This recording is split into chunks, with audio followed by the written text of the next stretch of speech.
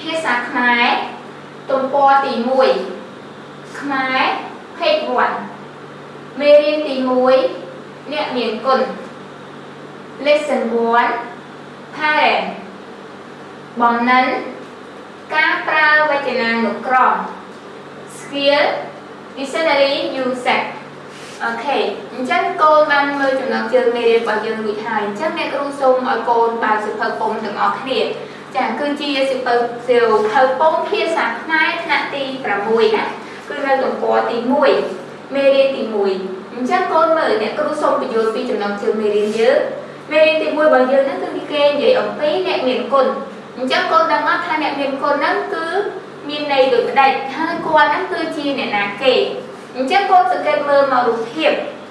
ចាកូនមើលរូបភាពគឺមានជីដូនមានជីតាគាត់ធ្វើកិច្ចការណាគឺមានមនុស្សប្រុសមនុស្សស្រីនេះគាត់កំពុងតែធ្វើកិច្ចការរួចទឹកមួយអីឲ្យក្មេងអញ្ចឹងនេះហើយគឺជាសកម្មភាពរបស់គាត់គឺគាត់ធ្វើកិច្ចការប្រកបមុខរបរហ្នឹងរកប្រាក់ចំណូលដើម្បីចិញ្ចឹមកូនទាំងអស់គ្នានេះហើយគឺជា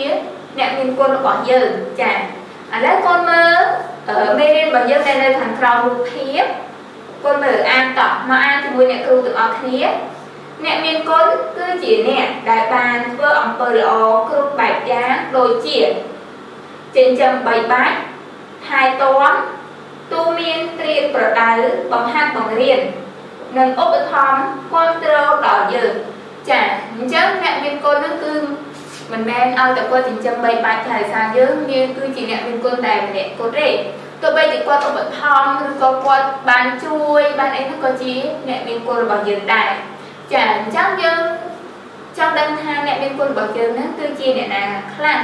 ហើយនឹងតែយើងចាត់ទុកថាគាត់ហ្នឹងគឺជាអ្នកមានគុណរបស់យើងអញ្ចឹងគាត់មើលខាងបន្ទាប់ទៀតមេរៀនបានប្រាប់យើងថាអ្នកមានគុណមានមេត្តាបិតាជីដូនជីតាបងប្អូនគ្រូបាអាចារ្យនិងឧបការីដល់តៃទៀតដែលបានជួយទំនុកបំរុងយើងចាអញ្ចឹងអ្នកមានគុណរបស់យើងហ្នឹងគឺមានច្រើនមិនមែនមានតែមេត្តាបិតារបស់យើងទេដែលយើងចាត់ទុកគាត់ថាជាអ្នកមានគុណសូម្បីតែបងប្អូនជីដូនជីតាហ្នឹងក៏ជាអ្នកមានគុណរបស់យើងផងដែរចាឥឡូវយើងបន្តមេរៀនទៀតចំណុចបន្ទាប់គឺបំណិនការប្រើវចនានុក្រមអញ្ចឹងមុនយើងចាប់ផ្ដើមមេរៀនយើងបន្តទៀតហ្នឹងគឺយើងសូមសិក្សាពីពាក្យកណ្ដឹងមួយចំនួនដែលពាក្យកណ្ដឹងហ្នឹងគឺមានចំនួន5ពាក្យចាហើយពាក្យនីមួយៗហ្នឹងមានអត្ថន័យដូចម្ដេចហ្នឹងកូនទាំងអស់គ្នាចូលសិក្សាពាក្យកណ្ដឹងជាមួយអ្នកគ្រូទាំងអស់គ្នាចាអូខេសិក្សាពាក្យកណ្ដឹង1ឧបការីថ្នាក់ពាក្យជានាមអ្នកទំនុកបំរុងអ្នកផ្គត់ផ្គង់ឬចុងផ្ដើមឧទាហរណ៍ម្ដាយមីងខ្ញុំគឺជាឧបការីដល់ជនពិការចាចំពោះឧទាហរណ៍កូនអាចសរសេរឬក៏យកខុសពីអ្នកគ្រូក៏បានដែរមិនមែនតម្រូវតែដោយអ្នកគ្រូទេតើនេះកូនចង់សរសេរថាជីដូនជីតាខ្ញុំជាឧបការីដល់ជនក្រីក្រឬក៏ជនពិការក៏បានដែរឲ្យតែត្រូវមាននាមមានកិរិយាត្រឹមត្រូវណាកូនណាជាច្បាស់ត្រឹមត្រូវទី2ឧបត្ថម្ភថ្នាក់ពាក្យជានាមការទំនុកបំរុងគ្រឿងទំនុកបំរុងឧទាហរណ៍ប៉ាម៉ាក់របស់ខ្ញុំបានឧបត្ថម្ភដល់ជនក្រីក្រពាក្យទី3មេត្តាថ្នាក់ពាក្យជានាមម្ដាយម៉ែឧទាហរណ៍កូនល្អត្រូវគោរពមាតាបិតាពាក្យទី4កតញ្ញូថ្នាក់ពាក្យជានាមអ្នកដឹងគុណ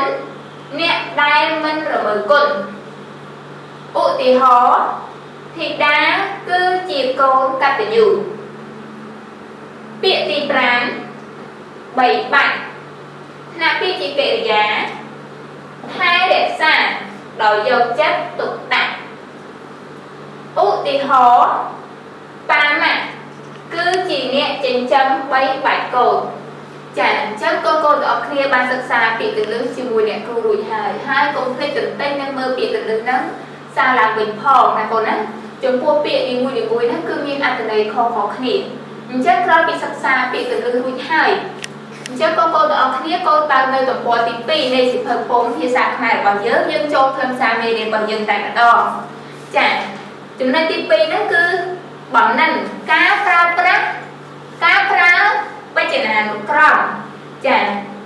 cá pra bây giờ là nụ crom chắc cô mở cả bay pra bây giờ là nụ crom nên tại dân trời dột đâm biểu vậy khá chả chắc cô mở mê đến bằng dân nơi tổng bộ tí pi cây pra dân thángการปราบไม่จะนานลูกกรองข้างในคือยืนตรึงดึง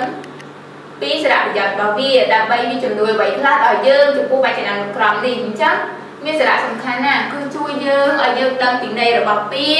ดังขณะปีระบบปีดังปีดังมีประพบม็อกmộtปีแน่จังบางสันเจียยืนมีจุดงอถ้าปีดังมีในหรือได้อันยังหรือได้หรือก็มีประพบม็อกปีนั้นคือยืนอ้าย